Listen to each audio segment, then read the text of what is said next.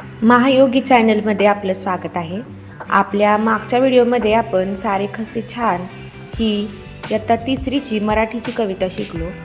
आजच्या व्हिडिओमध्ये आपण सारे कसे छान ह्या कवितेची प्रश्न उत्तरे पाहणार आहोत। गावाजवळ काय आहे? प्रश्न पहिला आहे, गावाजवळ काय आहे?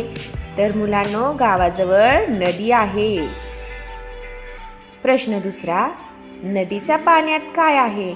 नदीच्या पाण्यात काय आहे? तर नदीच्या पाण्यात मासा आहे। झाड कोठे आहे? प्रश्न क्रमांक 3, झाड कोठे आहे? तर झाड झोपडी जवळ आहे।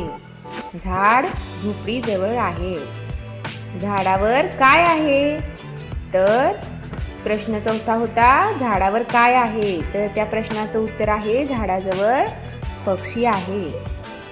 छान छान नक्षी कोठे आहे? छान छान नक्षी कोठे आहे? तर छान छान नक्षी पक्षीच्या पंखावर आहे। छान छान नक्षी पक्षीच्या पंखांवर आहे। झाडाजवळ काय आहे? तर झाडाजवळ शाळा आहे। बागेत डोलणारी फुले कोणाला म्हटले आहे?